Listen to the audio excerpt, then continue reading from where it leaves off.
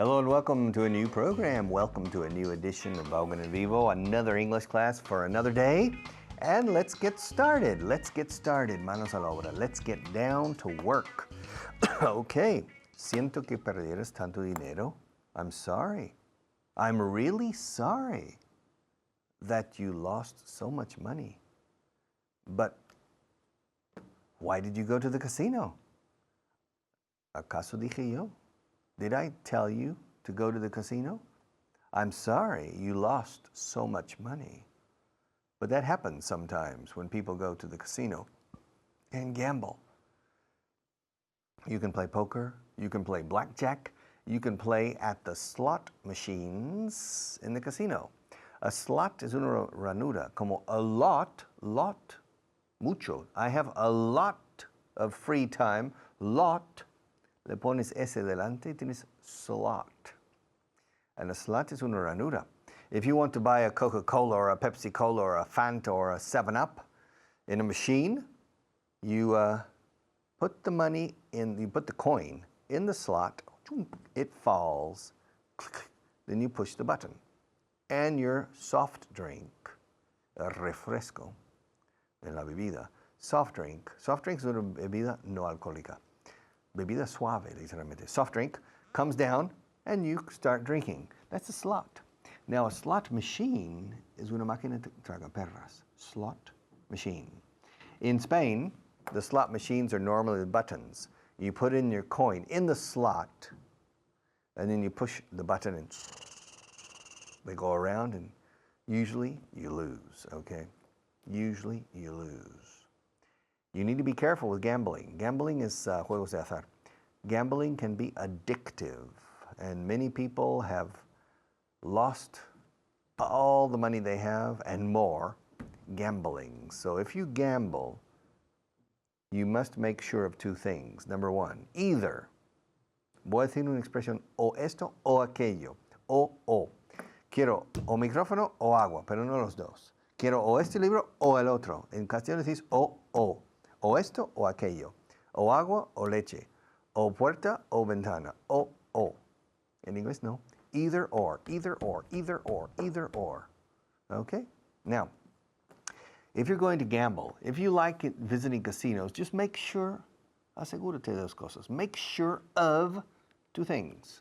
Either you're a very good gambler, or you have self-control.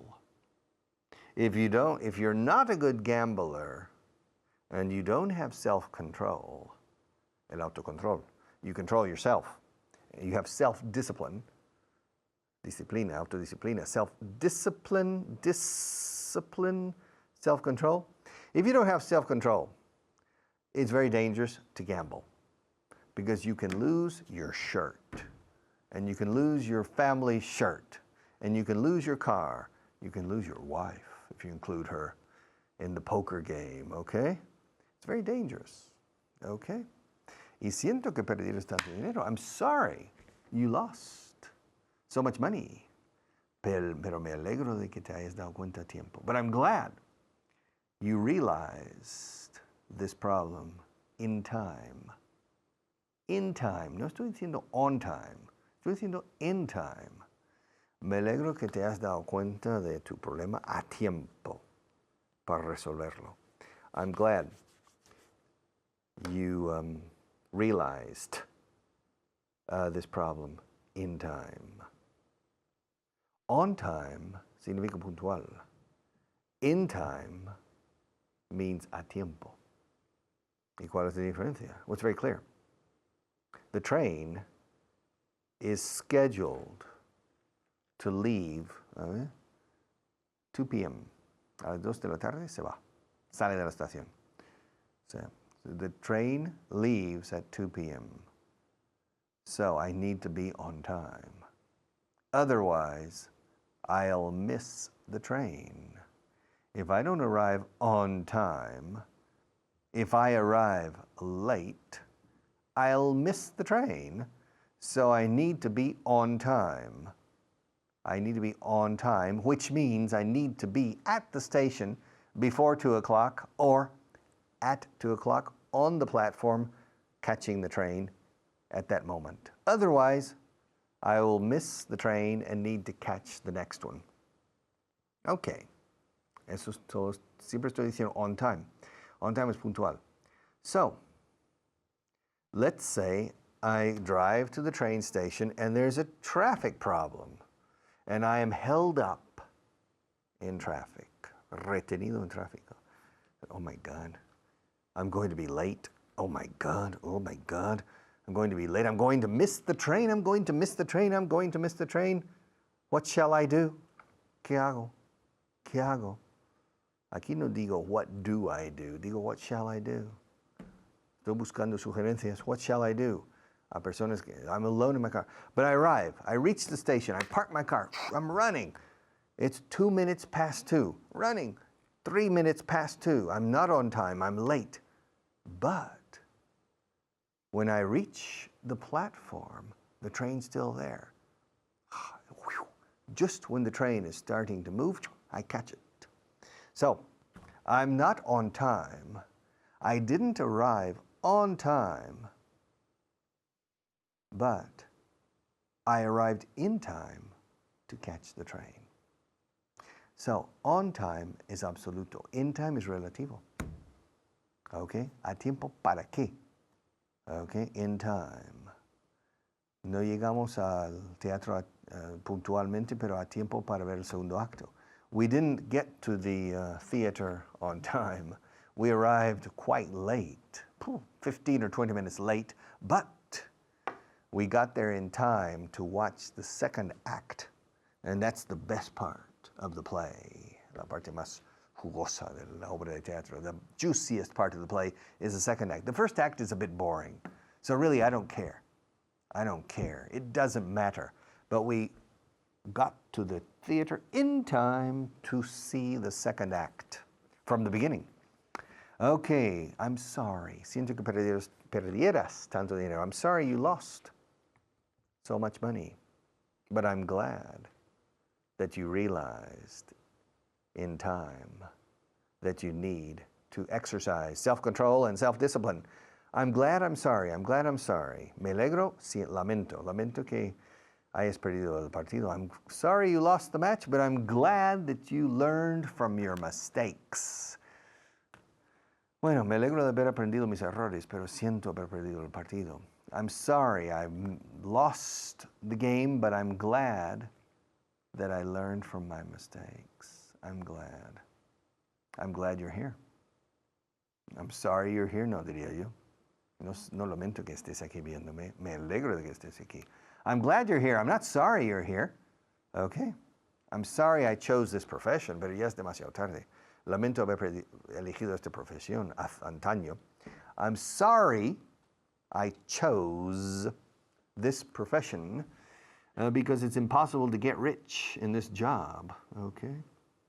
Really, to tell you the truth, between you and me, money doesn't move me very much. It's important. It's essential, but it's not the priority here. So to tell you the truth, I'm glad I chose this profession. I'm glad. And besides, I'm the first English teacher to transfer English to radio and television, I think, in the world. So this profession lends itself, se presta. This profession of mine, esta profesión mía, en inglés decimos esta profesión de mía, suena raro en español. This profession of mine se presta a la creatividad si quieres inyectar creatividad. It lends itself, se presta a, it lends itself to creativity. If you want to be creative or if you like to be creative. Yeah. So I'm glad I chose this profession. I'm not sorry I chose this profession because in the profession of language teaching, the objective is very clear. The student needs to learn the silly language, el dichoso idioma. The student needs to learn the silly language. And if the student doesn't learn Or if the learning process is slow, the teacher needs to think, ¿cómo demonios puedo acelerar este proceso? How in the world can I speed up, acelerar, speed up the learning process or find a shortcut, encontrar un atajo?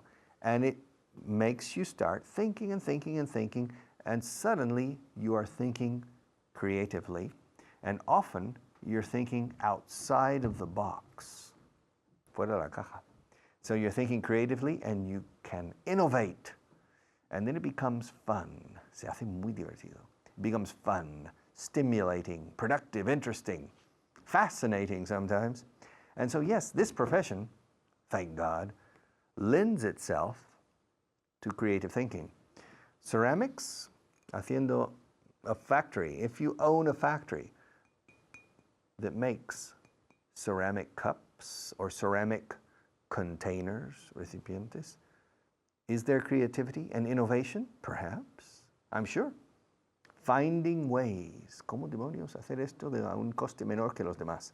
How in the world can I find a way to make this cup more economically and with the same quality or better than my competition, mi competencia? And that makes your head or your mind begin to turn. And you start thinking. Not necessarily concerted thinking. Maybe in the traffic lights when you're driving, ideas occur to you on reducing the costs of production of these cups. And that's creative thinking.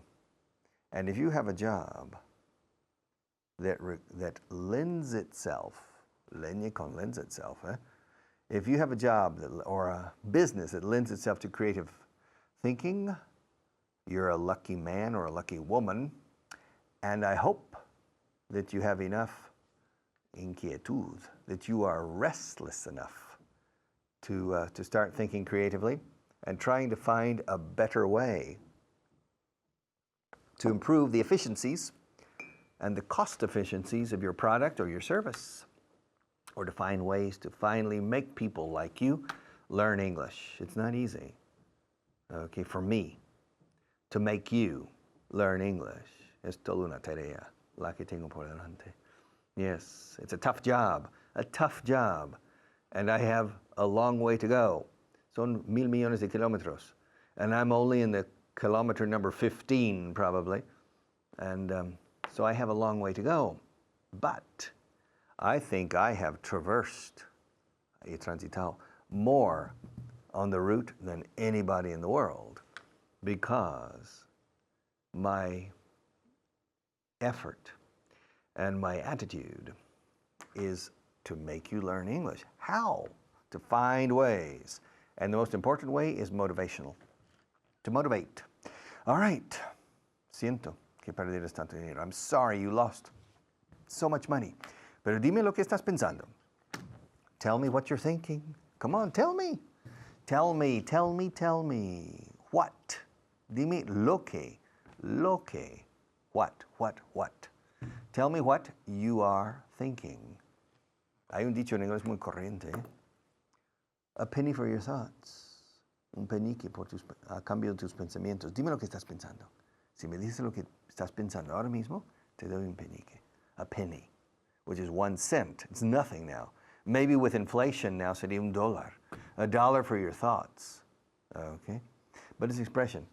If you're with a person, another person, and that person is pensive, pensativo, pensive, escrito pensive, pensive is pensive, thinking, and you're curious and say, Pablo, yeah, what? A penny for your thoughts. What are you thinking? Oh, nothing. No, I wasn't thinking about anything. Come on. Ya veo. I know you were thinking about something. Tell me what it is. No. All right. Bueno, dime lo que estás pensando. Tell me what you're thinking. Tell me what you're thinking. De nuevo, la contracción de you are is you're. Tell me what you're thinking. No se dice en inglés you're. Somos un poco brutos con esta, la Y inglesa y la R. Your, no, your. Your, es muy suave. Tell me what you're thinking. Y los británicos, tell me what you're thinking. Yo. Muy suave. We have a soft. English is softer. Spanish, Castilian Spanish is a bit tough. La gente de Gijón, it's a bit tough and rough.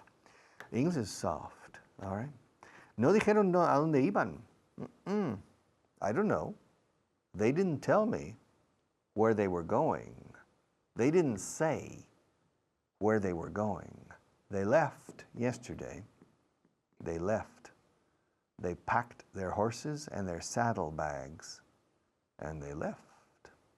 They saddled the two horses, ensillaron los caballos, dos. Manolo and Juan, they saddled their horses. They put saddlebags, which are containers on the sides of the horses, and they left.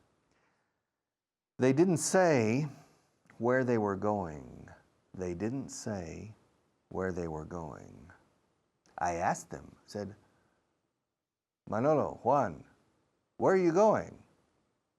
And they looked at me and said, your guess is as good as mine. Okay? Tu adivinación es tan buena como la mía, which means they didn't say. They didn't say where they were going. They didn't tell me. Si incluyo me como complemento indirecto, el verbo es tell. Si no hay complemento indirecto, el verbo es say. They didn't say where they were going. They didn't tell me where they were going. La pregunta directa ayer fue, where are you going? And they didn't say where they were going. Eso se llama reported speech, indirect speech. They didn't say where they were going. Ella estaba segura, segurísima de que ganaría la apuesta. She was sure. She was certain. She was completely convinced that she would win the bet. We made a bet. Yeah. We made a bet. I bet her that haré lo que pude is correct in Spanish. And she said, what? I said, haré lo que pude. She said, no, querrás decir haré lo que pueda. And I said, no, haré lo que pude. Bueno, querrás decir hice lo que pude. No, haré lo que pude. She said, that's not correct Spanish. And I said, yes, it is. And she said, no, it's not. Yes, it is. No, it's not. Yes, it is. No, it's not. And I said, do you want to make a bet? Do you want to make a bet? ¿Quieres apostar? Puedo decir, do you want to bet? Pero en este caso, ¿quieres hacer una apuesta? Do you want to make a bet? Do you want to make a bet? Haré lo que pude is correct Spanish. Perfectly correct. I said, no. ¿Cómo que no? Of course. I said, por supuesto que apuesto. Of course I'll make a bet. Haré lo que pude is incorrect Spanish. So we made a bet. We bet a dinner in the most expensive restaurant in this city. Yeah. Haré lo que pude. And she said, es que no se dice, hasta es disonante, suena mal. Haré lo que pude. So we made a bet. Hacer una apuesta. Okay? The best restaurant in Madrid, which for each person is about 150 euros. That means for two people to have dinner, it's about 300 euros. It's a lot of money for her. For me, nah, I'm rich. No problem. And so she made a bet. She says, estás loco, haré lo que pude. No se dice en castellano. I said, well, no, it's not correct. She said, no, it's not correct. And so I said, okay. Ayer estuve en el campo arando todo el santo día y el arado se rompió al final. Pero durante el día sí que haré todo lo que pude. Haré lo que pude. She said, anda, eso es trampa. That's a trick. Eso es haré sin H. Well, we were not writing the sentences. It's yo haré lo que pude. He harado lo que he podido. She said, no, well, that's a trick. I said, listen, is it correct Spanish or is it not? He says, yeah, it's correct. Haré lo que pude. I said, well, I win the bet. He said, no, but that's a trick. I said, come on, is it a trick or not? What do you think? Loyal telespectador, leal telespectador, is it a trick or not? Who deserves the meal? Who deserves, ¿quién se merece ganar esta apuesta? Who deserves to win this bet? Me or my friend. Haré lo que pude is perfect Spanish. Es hará, el verbo es hará. Okay, not hacer. But it's perfect Spanish. Of course, if you say the sentence out of context, if you say the sentence, si dices la frase, if you say the sentence out of context, people immediately say it's wrong, but it's perfect Spanish. So I won the bet in my opinion. What's your opinion? Do you agree? Who deserves?